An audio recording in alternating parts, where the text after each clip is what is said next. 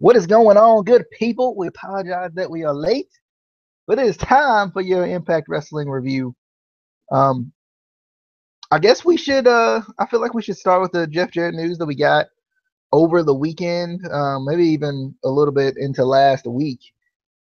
Jeff Jarrett has checked into rehab and is now officially kind of out of the loop on Impact Wrestling now. The GFW Jeff Jarrett stuff is completely done and completely over with. Um, with GFW and Impact Wrestling. I guess the first question I kind of have on this situation is, what does this mean for GFW? The company within itself, not necessarily Impact Wrestling, on its own, but GFW. I feel like, because that's the thing we got to think about too. I guess it kind of helps that GFW doesn't necessarily have to do stuff right now. Doesn't have to do stuff like right at this particular moment. But I'm kind of wondering. I know they said he.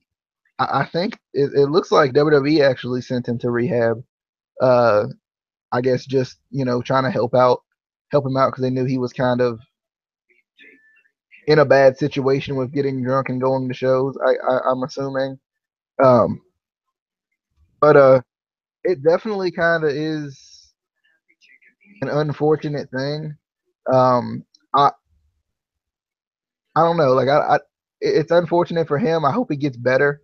I hope because like Jeff Jarrett's always been the type of guy. I don't know about you, but I've always felt like Jeff Jarrett was always the type of guy that was kind of really serious about the business and really serious about who he was working for, and always tried to basically try his best. Like I felt like I don't know about you. Like I know a lot of people don't like Jeff Jarrett, but I always felt like Jeff Jarrett always came off as like the kind of the blue collar, hardworking guy to me. In my opinion, I don't know if you have like different thoughts, but any initial thoughts on kind of the rehab report that we've gotten over the course of the past week?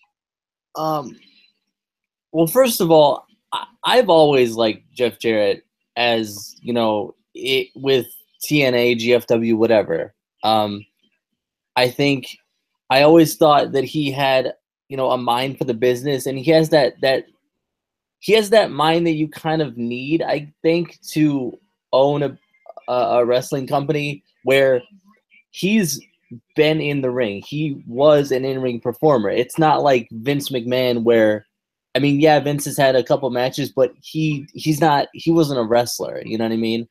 And that's one thing that I mean, it's hard to argue with Ravage just because he's set in his ways. But every time he, raves about Dixie Carter, I mean, yeah, Dixie's great, but Jeff Jarrett's good. I mean, yeah, TNA's always had issues with making bad decisions and whatever, but wrestling for booking wrestling, I think he has a good mind for it. I don't think the matches that he's booked and the shows that he's had in the past, I don't think they were bad. Obviously, yes, business decisions weren't the best, bringing certain people in, doing this or that or whatever. But anyway, as for him going into rehab, I mean, it kind of sucks for GFW, but at the same time, it's one of those things where GFW and TNA, whatever, it's not that big of a deal, I don't think, because, if they need to, GFW can kind of go on hiatus. It's not good for the company itself, but it's not necessarily, I don't think, going to hurt the talent that much because they can still work the indies, whereas if something happened and, WWE, shut down for a period of time, WWE superstars would be screwed because when you wrestle for WWE, that's all you do. You can't, do indie shows it's going to be okay, I think. Well, I guess my question is, like, how does it affect things going on right now? I think we talked about this during the last review we had. We kind of we're wondering, like, because we don't really know, who's part of the Impact roster, who's part of the GFW roster. Was Jeff Jarrett the main person behind getting some of these partnerships that they have right now? I mean, even with this show in particular, where we saw matches from what 5 different locations, which was pretty cool and pretty different. On top of that, um, I think it kind of makes me wonder, like, what's going to happen with these feuds that are happening right now. Because I would hope that they could work it out to where all of these feuds could at worst be settled at Bound for Glory. Because Bound for Glory is what, week away, maybe I think so, yeah. next week. I think it's next week if I'm not mistaken. Next Sunday. So I mean, it definitely was GFW with all these partnerships, because even before the merger with TNA or whatever Impact, that's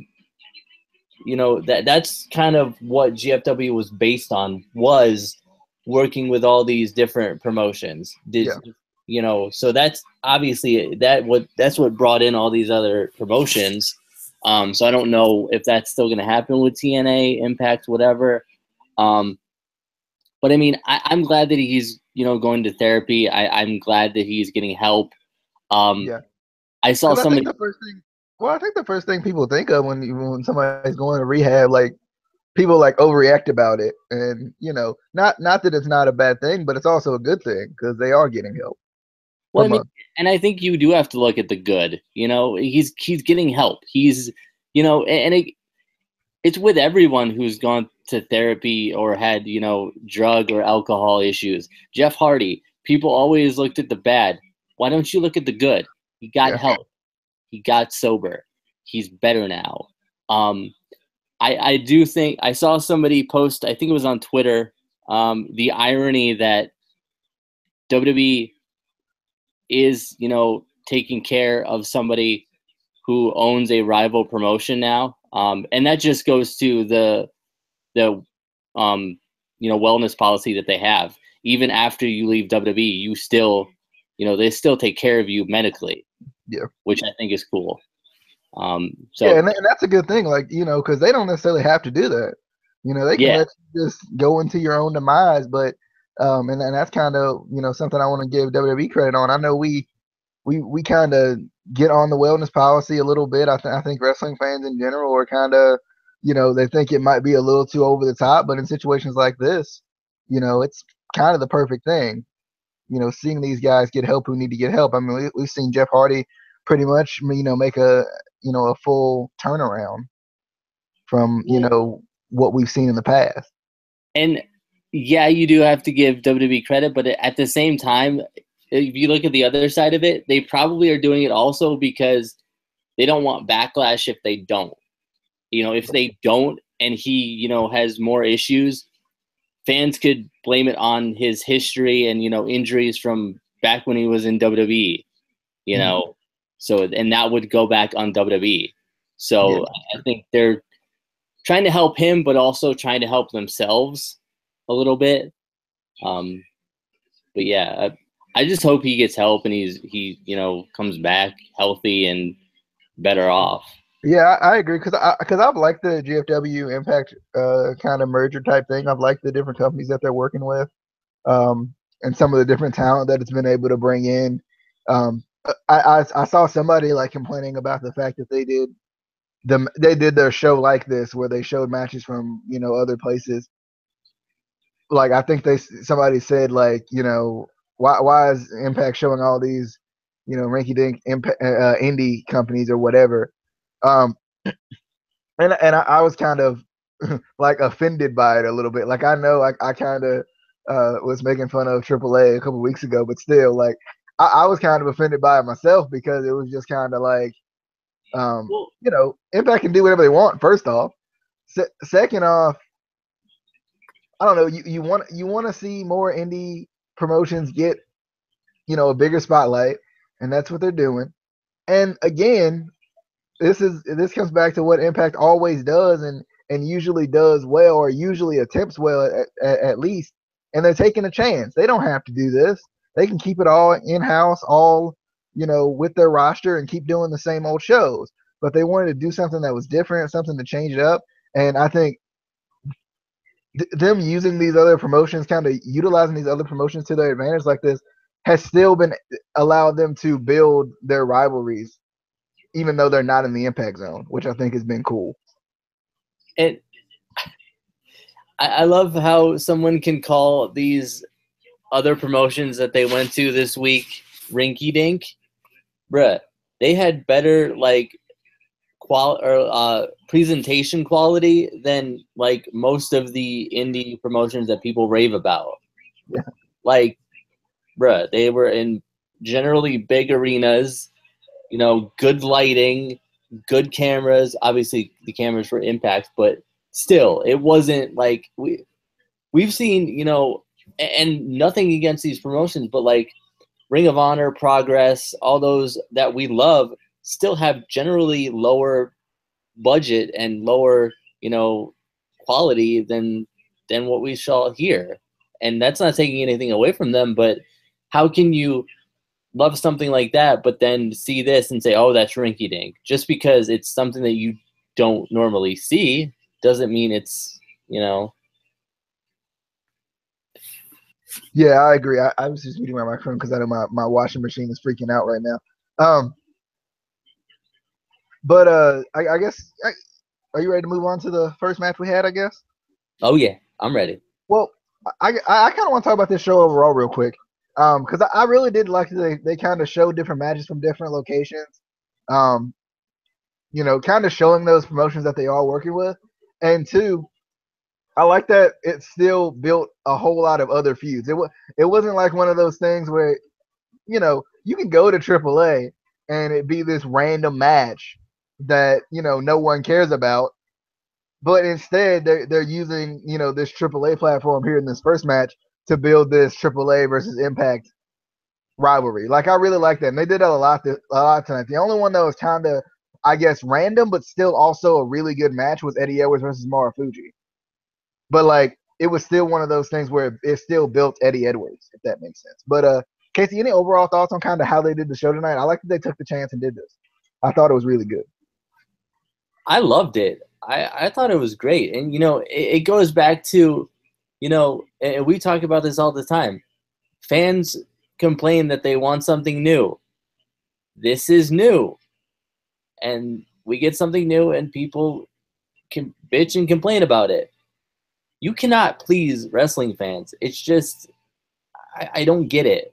Like, this is something new. It's, you know, it's like, you know, not like in the same way, but it's similar to how Lucha Underground was something different, something new. This is something different, something new. They're showing, you know, in the same show, different, you know, matches from different promotions. I don't know.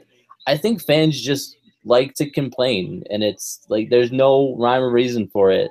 Like they just complain. Just Sure. what we do. Sure.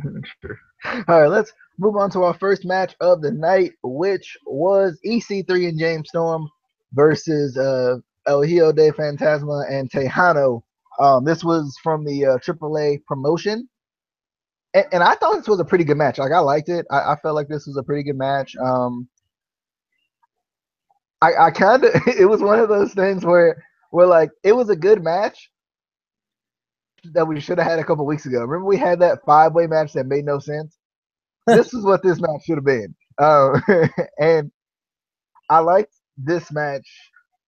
Like the kind of it felt like it didn't even feel like it was GFW versus AAA. It almost felt like it was AAA versus AAA. Hano and Phantasma just not getting along at all. Like, at least James Storm were getting along a little bit better. And I definitely like this match. I love freaking Phantasma's like tombstone pile driver or whatever. Like, I really like that move. I think that's a really cool looking move. I really like it. Like, it was like Tejano. it was like James Storm. It was like James Storm and EC3 versus Tejano versus El Hijo de Fantasma, pretty much in this match, because like they were not working together at all. And I like that a little bit too. Like I like that they're kind of bringing out the fact that they're not really a well-oiled machine, but also I like that James Storm and EC3 took the advice of Eddie Edwards, and that's what actually keyed in on this win. Another thing I noticed in this match was that when Tejano was using his little bull rope, the, the referee didn't disqualify him. And I thought that was kind of interesting. It was kind of one of those type of home cooking type things too. You know how, in a football game, especially like a local one, everybody talks about, home cooking, how the refs always, the refs call better calls for the home team or whatever. And I felt like that's kind of how this made it seem. But James Storm and EC3 won this match. It was a pretty good match. I'm still wondering where Pagano is, if he's coming back. Uh, he's gonna be like Jimmy Havoc, where he shows up one time and we're all excited for it and never comes back. But Casey, any thoughts on the first match we had from AAA? Yeah, Impact, bring him back. I want to know where that storyline was going. I still want to know. It hasn't. It was a good match. Wasn't necessarily one of my favorites from the show, but definitely, advanced the kind of storyline.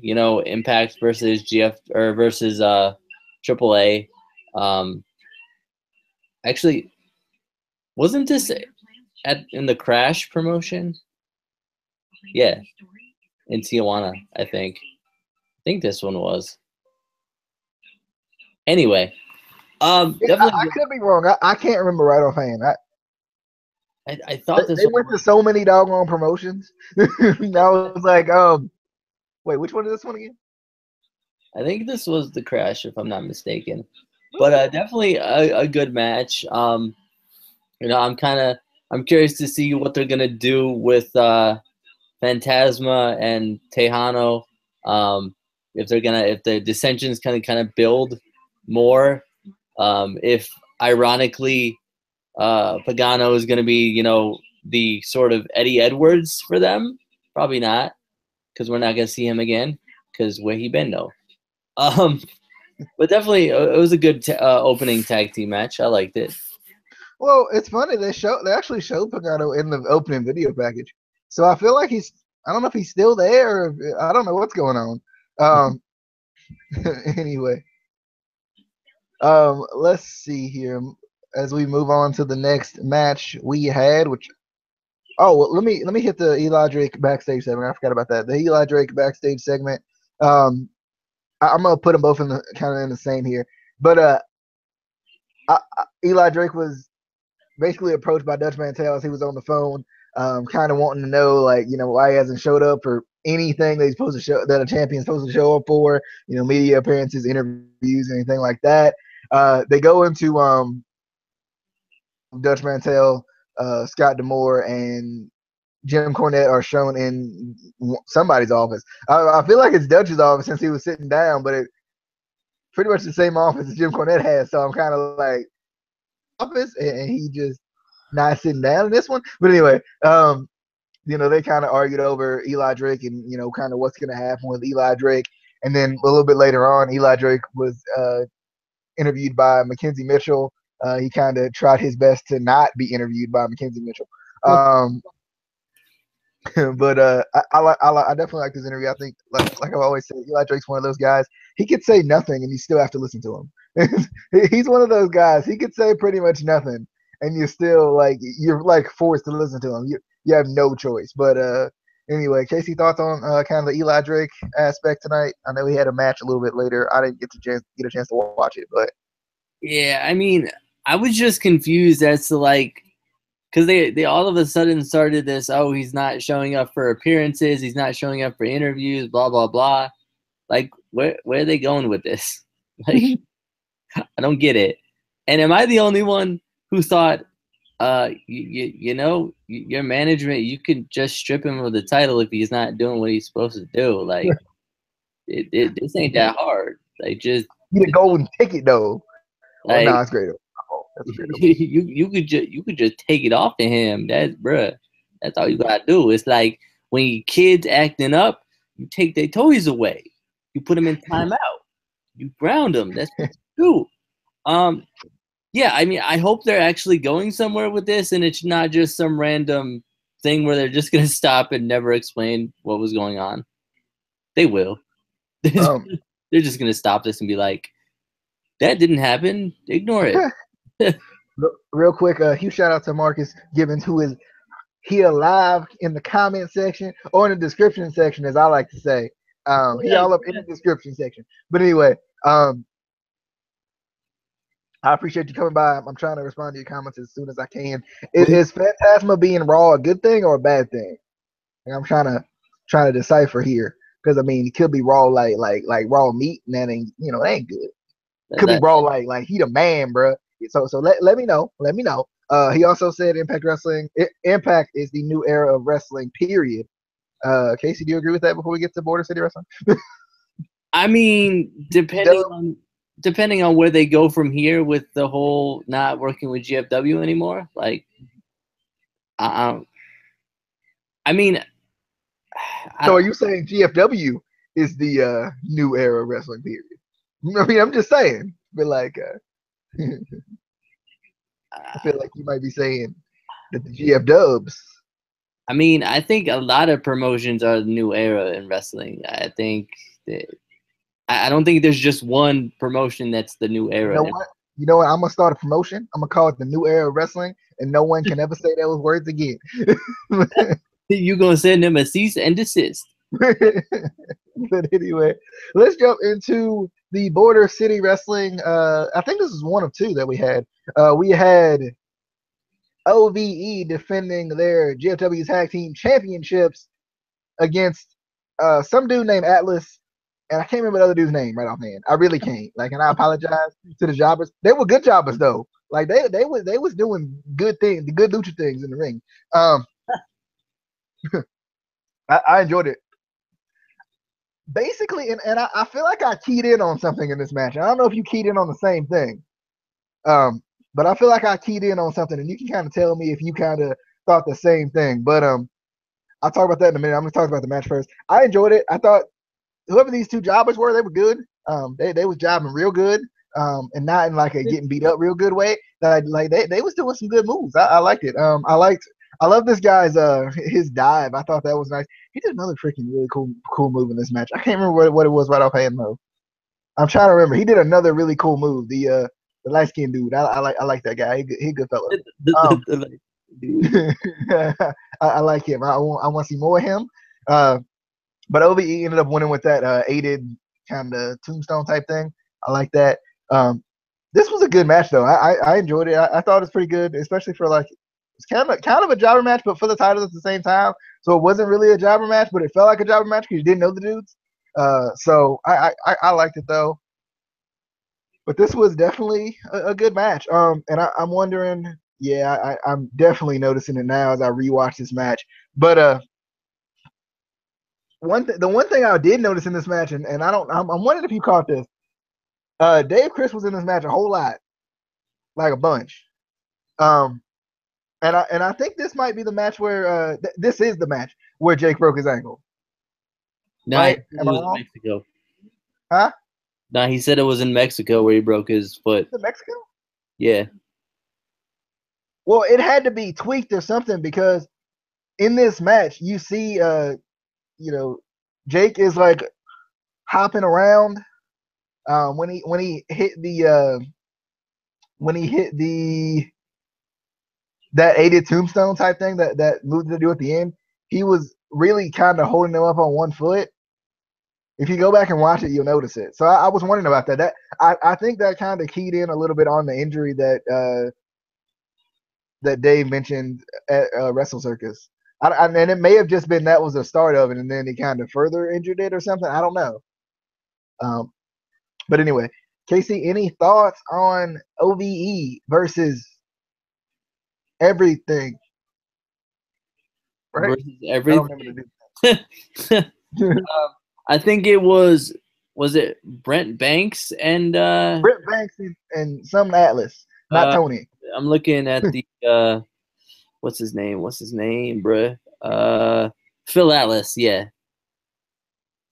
I'm on the Border City Wrestling site, so I was looking it up.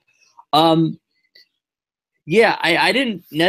I noticed it a little bit. Like I noticed him kind of on the apron, kind of limping a little bit, but I don't. Maybe it was broken and he didn't know it until late. I don't know. It's hard to pinpoint exactly when or in what match because they do pre-record things sometimes. So I mean, either way, it sucks. The Impact just has terrible luck with tag team You know, Santana is on the BCW roster. Everybody on the BCW roster. But this is one of the matches I was looking forward to. Not just because it was OVE and I love OVE, but I wanted to see some Border City wrestling. I've heard a lot about it. I just haven't been able to really check it out that much. So that was kind of cool. Definitely thought it was a good match. I did kind of notice Dave in the match a little bit more than Jake was. But it was definitely a good match. I like that they didn't job these guys out like, nobodies. I like that it was a good match, competitive. And I think, that helps Border City Wrestling too. Impact isn't just coming in for a taping and destroying their talent. I think that would be bad for business. But obviously, I feel like going into it, you knew that OVE wasn't going to lose the title to a tag team that they're not bad. They're just not as well known to the Impact roster. So you're not gonna give them the titles to somebody that, the fans don't really know that much. But definitely a good match. I'm curious to see what they do with the titles, if they're gonna, relinquish them, or what's gonna happen if they're gonna have them drop them to somebody. I'm more curious about that right now. Yeah, I do think it kind of.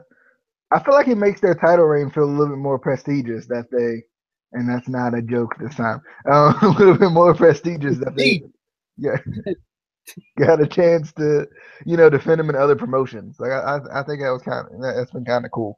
Also, Congo Kong's on this roster. I miss this man. He'd come back. Where yet though? I need him back in the ring. We need Congo Kong versus not Mahabali Shera. Congo Kong versus Falaba, baby. Congo Kong versus Falaba. Anyway, I thought you wanted them as a tag team. I want a one-on-one match. It's gonna be like a respect for you, and then they're gonna be a tag team. That's how it's gonna work. I think that worked, man. What if they do a tag team, and then they build up dissension that builds up to a match between them? What about that? Yeah. You know what? I think they need to do a tag team, and they need to build up the Ascension, and then the Ascension come in. Like, I'm telling you, that's what's gotta happen. Yeah, as long as they push the Ascension somewhere. they not that bad. They really not that bad. Oi? Oh, anyway, that's not the right. I don't think that's the right war call for them. Anyway, let's jump into. I thought I saw something just now. Was it something? Oh, we had the Pluto TV flashback thingy. It was the match between Hulk Hogan and Sting. I think it was a victory. I don't remember right offhand. I really don't. I don't remember where exactly it was. I remember this match though. I actually watched. They showed this match on Explosion, not the most recent episode, but the episode before that. They actually showed this match. They show like old moments, like full matches on Explosion. So I got a chance to watch that match. So that was pretty cool. Been a while since I watched that match actually. So I really like these Pluto TV kind of old school type thing. Like I like them, like kind of looking back. And I like that they're not like just limiting it. Limiting. If I can say the words. I don't think they're limiting it. To any particular like era, because last week they showed like one from like was it 2008, 2010, something like that. I'm trying to think right off, I can't remember, but it was older. But let's jump into what I thought personally was match of the night. personally. I don't get to talk about the Pluto, bruh. I'm gonna let you talk about them both because I'm gonna give you this match first. Eddie Edwards versus Naomichi Marufuji for the GHC championship. Also talk about the Pluto TV, but I'm like trying to like. Did you get Pluto TV by the way? Like have you got it yet? I got it. I just ain't watched it yet. Bruh. I mean, yeah, they had like Lockdown 2006 on there. I was like, okay. But like I've been binge watching Stranger Things, so like that's by the way, if you haven't watched it, you should go watch it. It's real good. I like these Pluto TV like flashback things, and you know I like that they not limiting it to anybody. They're not limiting it. I just didn't like this one just because I love Sting. You know, he was one of my favorite wrestlers growing up, but like I don't like Sting and Hogan in TNA, bruh. Sting was great in TNA. You shut your mouth. No, he wasn't. Neither of them. I mean, Sting was okay. Hogan just no, go far away. Stop it. Hogan was not that bad in TNA. He was. Dude, I was so hyped when Hogan came in. I wasn't. Really? I mean, like, you know how Justin marks out? I mean, girl. Well, I didn't do all that, but Justin marks out when he sees somebody who hasn't been on TV for a week. True. Like AJ Styles could take a week off and then come back and he'd be like, "Oh my God, it's AJ Styles!" But yeah, we got Eddie Edwards versus Marufuji for the GHC Heavyweight Championship, which is Pro Wrestling Noah's World Championship. I definitely like this match. I like that, you know, they always show, you know, Impact championships being, you know, defended in, you know, Border City Wrestling or, you know, the Crash or whatever.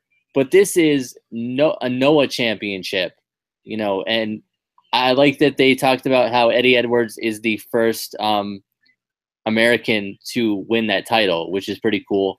So I thought that was something, you know, unique.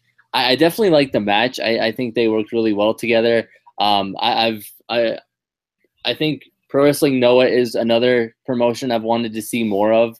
I have seen, you know, a couple shows and a couple matches here and there, but all in all, Noah isn't as easy to kind of watch as like a New Japan, where New Japan you can get it, I think, on not Pop. Is it Pop now? No, it's not Pop. It's Access. Yeah, Access. So or you can just get New Japan World.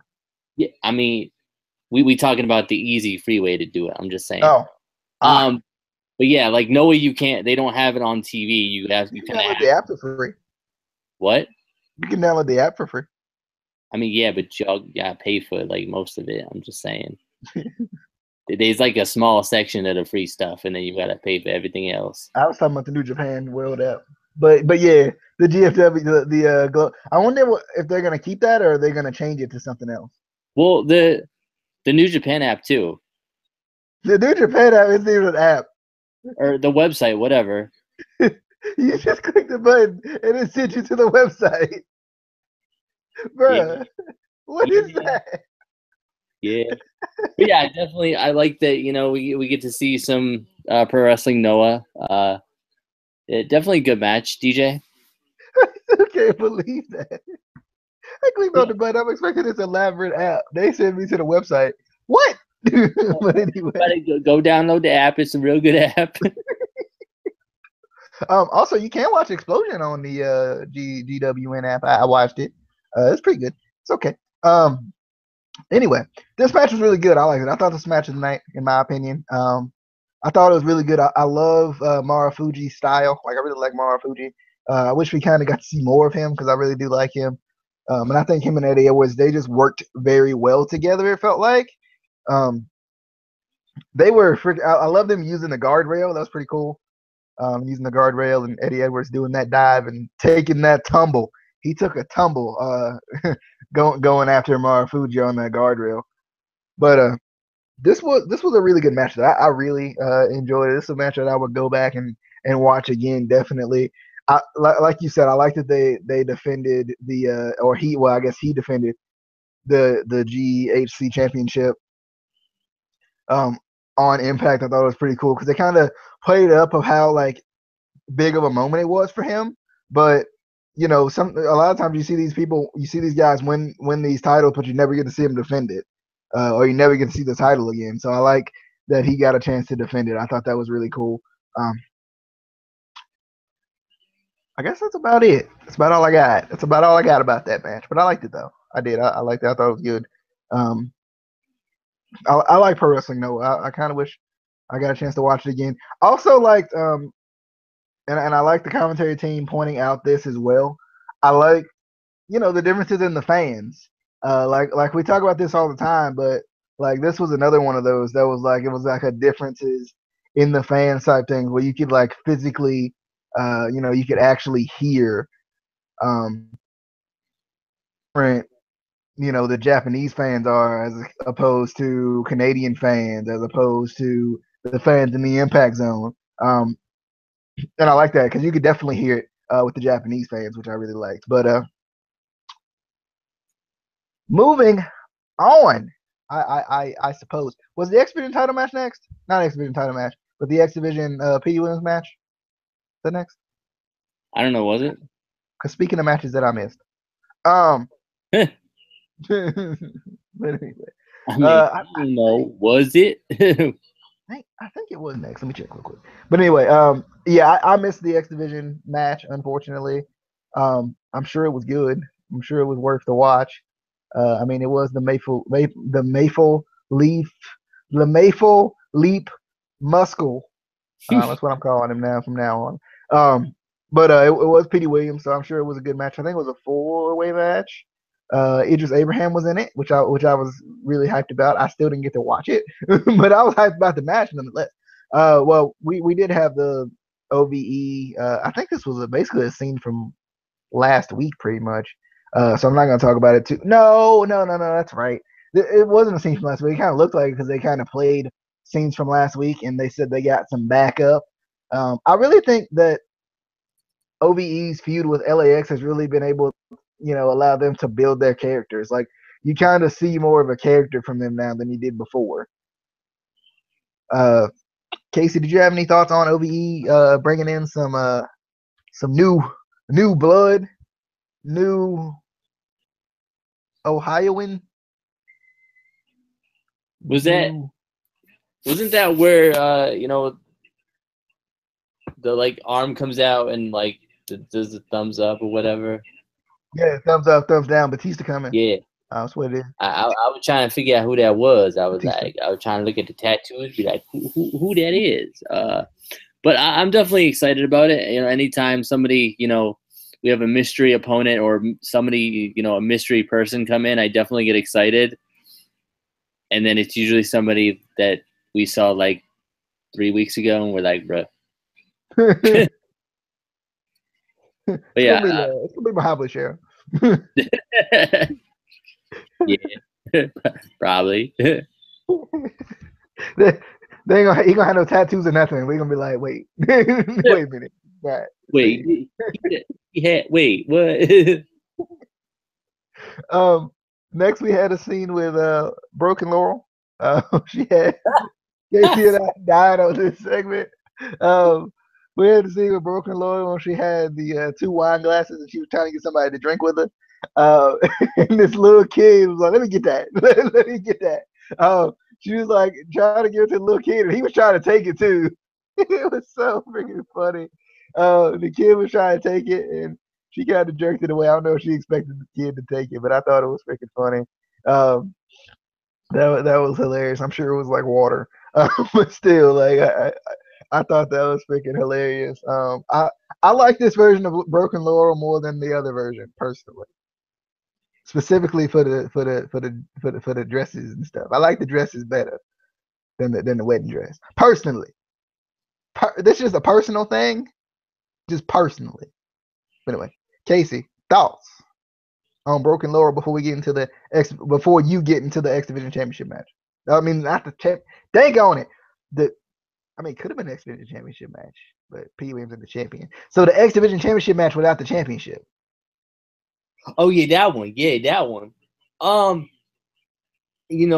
like Broken Laurel in general. I said I let it be known my disagreement when she was unbroken. I did not like that, and now that she's broken again, I like it. She can wear whatever kind of dress she wants. Like, it could be a wedding dress, it could be that dress, it could be no dress, like pants and like a shirt. Y'all sick. Y'all pearls. Y'all that wasn't what I meant. Y'all sick. It was the way you said it, though. The way you said it made it come off like. Oh, I'd make it come off. But that was done. I like that she interacted with the chittens. She interacted with the chittens. She coming close to giving the chittens something they shouldn't have though. That boy, he was too young. He was too young for the wine. I know. Sometimes when you go to special occasions, your parents let you have a little sip of wine or like a wine cooler or something like that. But I don't know if his parents would be okay with that. I don't know. They didn't get the approval from backstage. They didn't do that. So she couldn't give it to him. She couldn't. It was probably water though. It probably was. But yeah, I just love seeing Laurel and I think it's even better that it's these randoms, segments where she's just walking through the crowd, trying to pick up a new husband. It's hilarious. Yeah. So to the Casey lost in the sauce. Yeah. Also, Casey, did you hear about Sami Callihan? Anyway, X Division. What? Nah. You hear about Sami? Nah, I'm talking about Zayn. I'm talking about Callihan. What about Sami Callihan though? There's a report out there. Along with the Rakachit and the Tessa Blanchard. Anyway, Casey. Thoughts on the X Division match? Well, I mean, now I gotta look it up, and y'all got that in my mind. I gotta look it up. Can you give your thoughts on the match as you look it up, multitask and stuff like that? Yeah. Who went in this match it was again? P. Williams. Idris Abraham was in there. There was another little short fella. And then I think Swagger was in this match, if I'm not mistaken.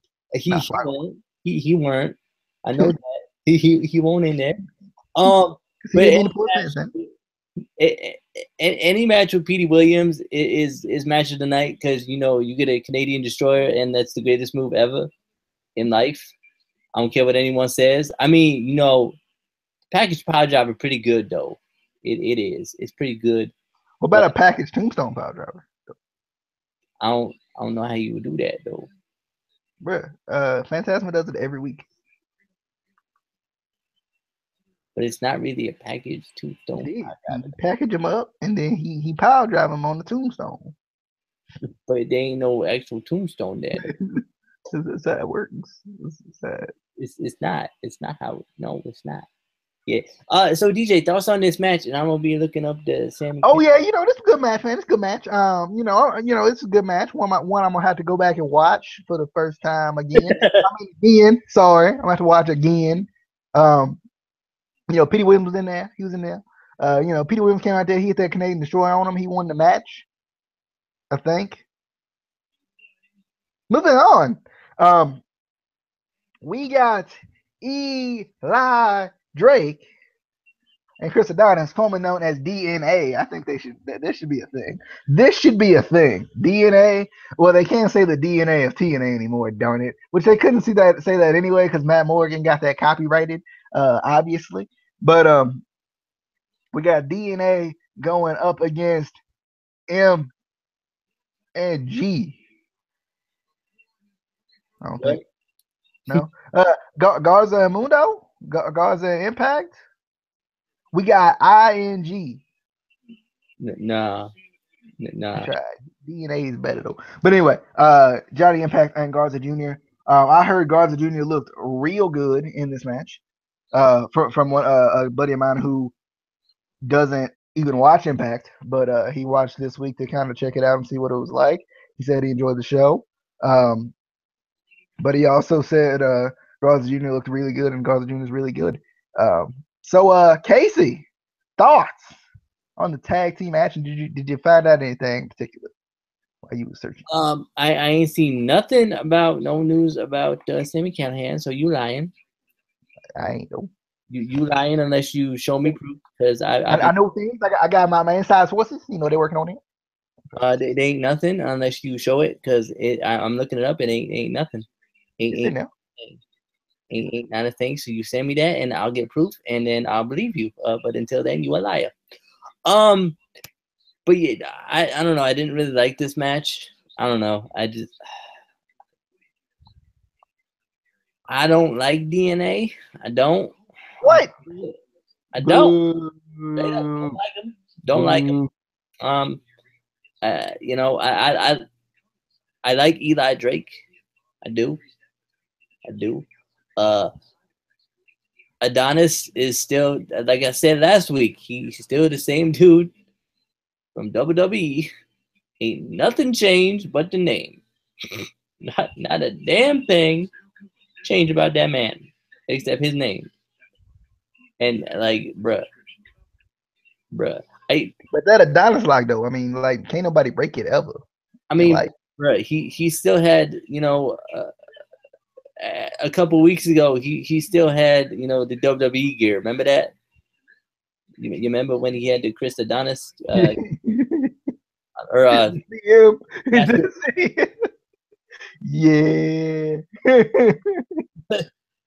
That tells you a lot. Just saying that happened. And I'm like, bro. That tells you a whole lot about. And he saw set to debut with Impact. Ooh. Now I don't know about Rick Hatchett. I think I saw Tessa Blanchard, but I think I heard Rick Hatchett. No, I think Tessa's going to be going to WWE. Oh, really? I don't know. Well, I sent you another picture somewhere in there. This is what they see it on there. I think she either has a partial contract now until she finishes up indie dates, and then same with Ricochet. He has said that he's not taking any more indie bookings after mid-January, which is around the time that his no compete clause ends with Lucha Underground. Oh, okay. So that really means he's going to WWE. Ah, I see. Oh, you know what? If you look at the X Division title, as we're about to jump into this X Division Championship match, it says Impact X Division Championship. I never realized that. Impact Wrestling X Division Championship. I always thought it said GFW, personally. So I guess the only title, speaking of this GFW thing, the only title they would have to change would be the tag titles, maybe. Maybe the tag titles. I'm not sure how they look.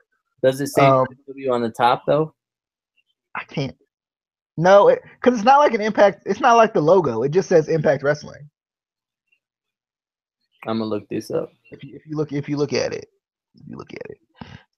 yeah, Miss Vanessa is bad. Like, anyway, we got Trevor Lee. He was looking for El Promoter. He was in Mexico. This man, like, I knew he was funny from like the first time he opened his mouth. Back when when they really first started letting him talk. But this man, I wish he had a segment like every week, because this man is hilarious. Like, he cracks me up so much. I love him talking to everybody, talking and basically saying, I don't think this is where I'm supposed to be. My face ain't on any of these posters. Like, he was cracking me up in this segment. I love Trevor Lee. Trevor Lee is amazing. Trevor Lee, freaking God, he is so freaking funny, and I love it. Let's go ahead and jump into this match. Trevor Lee versus Ultimo. What's his last name? What's his last name? I can't remember it. Ultimo Lucha? No. Ultimo good lucha thing. Ultimo Dragon? But I can't remember what his name was out of hand. Ultimo Guerrero? No. It was Garza Jr.'s brother, though. I remember that. Ultimo Garza Jr.? Ultimo Garza Jr. Ultimo.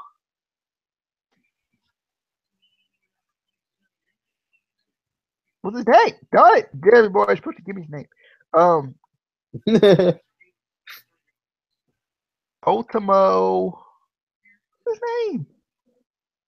Anyway, Ultimo Garza Jr. brother. Ultimo El Hermano de Garza Jr.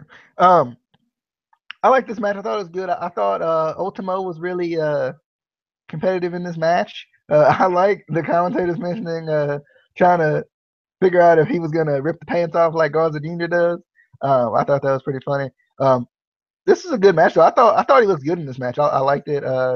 Trevor Lee can take a beating. Like he always looks like he's about to die anytime he takes any move ever. I really like that about Trevor Lee. He always like sells and oversells. Trevor Lee does end up getting the win here. I thought this was a good match as well. I liked it. Trevor Lee ends up getting the match with that double kind of standing double foot stomp that he does. But this was a good match in the Crash promotion. I enjoyed it. KC, thoughts on Trevor Lee versus Ultimo Hermano de Garza Jr.? Ultimo Garza Jr. brother. That's what we're gonna call him. I don't remember this match that much.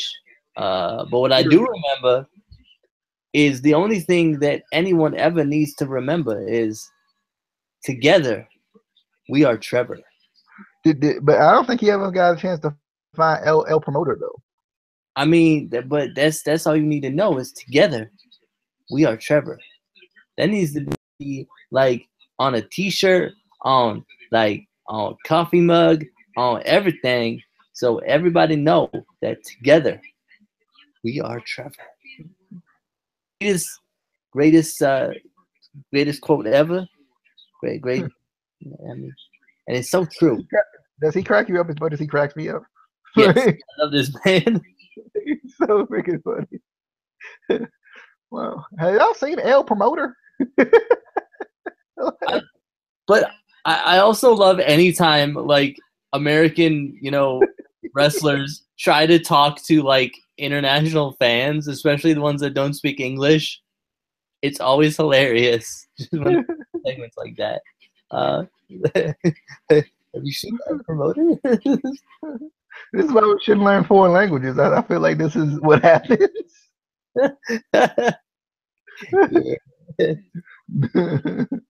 Numero 50. Anyway, let's move on to the main event of the evening, which was Moose versus Lashley. I think we had a Global Forge thing that I didn't watch. But anyway, Moose versus Lashley. A match that I think we've all been looking forward to. I like this match in this scenario better than I did the last time we had it. Remember the last time we had it, it was kind of just random and it was kind of rushed and it was kind of like pick out of a hat type thing or something. I don't remember what the circumstances were exactly, but like that was the thing though. Like that's what I hated about that match before. But this was a good match. I liked it. I like Dan Lambert's kind of presence out there, being as dirty as he can, and also I thought it was funny when Dan Lambert was stepping on Moose. Stephen Bonner didn't try to like stop him at all. He was just kind of like getting in Lashley's face. I'm like, wait, don't you see him stepping on your man's over there? Like, bruh, like what you doing? But this was a good match. I liked it. I enjoyed that it ended in a disqualification as Moose was taking control there at the end of the match. I like that it ended in a disqualification because it doesn't make anyone look strong or anyone look weak. It kind of keeps everything the same. No one gets the victory before Bound for Glory. After the match, America Top Team jumps Moose and Stephan Bonner, but Moose comes back in with a chair and uh fights off American Top Team. I like him power bombing the guy outside of the ring on top of American Top Team. I thought that was cool.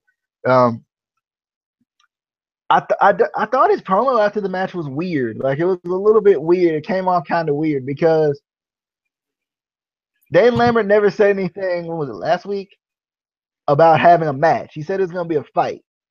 So I felt like he should have referred to it as a fight, not necessarily a match. Like, even if it still in fact is going to be a match, I feel like they should have referred to it more as a fight. Or Moose should have, and I think that was kind of my issue. Is he kind of called it a match, and maybe I'm nitpicking here, but like I felt like it came off weird to me. Two, I feel like they should have did. I'm fine with the tag team aspect of it, and King Mo never showing up to anything. But I'm fine with the tag team aspect of it. I just wish they would have made this. They would have made it more like a fight. I don't know if you would have thought this would have been a better idea than what they're doing with like a just 6 hours of steel match. I feel like yes, a 6 hours of steel match is basically like a fight, but I think the issue is they should have made it like a last man standing match inside of 6 hours of steel. Like, I think that would have made it feel more like a fight, like where you had to knock your opponent out for a certain period of time or something. Just personally, like I felt like that would have made more sense to me. But Casey, thoughts on the main event and the aftermath of said main event? Yeah. I like the match itself. I think, like you said, it was better than the original match we got between the two. What I didn't like was after the match, the attack on Moose and Stephan Bonner. And it's more because of America Top Team. They are terrible. And I think I either posted this on Facebook or tweeted this out. They are terrible at selling with punches and kicks. It just looks bad. It looks like they're barely even hitting them, which is weird. Like, you're professional fighters. Like, yes, I know you're not actually hitting them in professional wrestling, but you should be able to make it look more stiff and more real. It looks bad. I don't know. I just don't like it. I don't know if you kind of felt the same way, but I just don't. I hate their selling. It's just bad. I mean, and I get that, they're not professional wrestlers. They're not trained to sell like that, but they're tough guys. Nothing hurts them. If you're gonna be in a storyline, you should at least learn how to, make up, a kayfabe punch look good. They just don't look good to me. They look weak and it looks like they just pulled back right at the last second, and it just looks bad. I went back and watched it. It was funny. Like, they just they were so late on things. Like, it was like, one of those movies where the audio doesn't line up with the video. Yeah, it was like that. Moose would hit him, and then they'd be like, "Ow!" Like, they would react like 2 seconds later instead of reacting on the impact. LOL. Yeah, I noticed that. That's funny. Wow. Well, did you notice them doing punches too? Like, it's just I'm gonna go back and watch it real quick. Their punches that don't look good, like, bruh. That dude doing that kick. It's just like, come on, make it look good. Shit. It's just.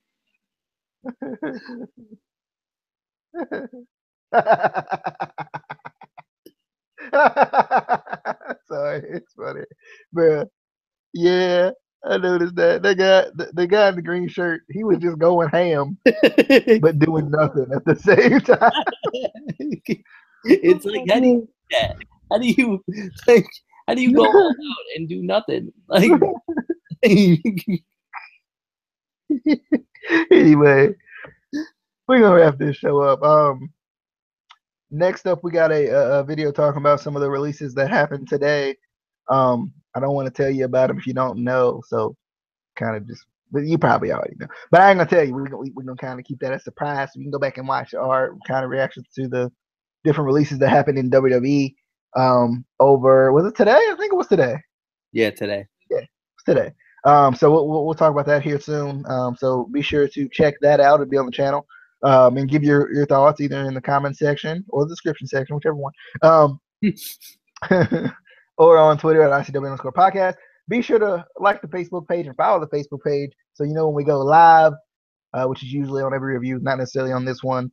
But usually, for the most part, we do go live on Facebook a nice little bit, or at least post the videos afterwards on Facebook. So be sure to find the page. It should be in the description as well. That same description section that you're commenting in, it should be in there. But anyway, we'll see you guys next time. We hope you guys enjoyed. This was your Impact Wrestling review for October 26th.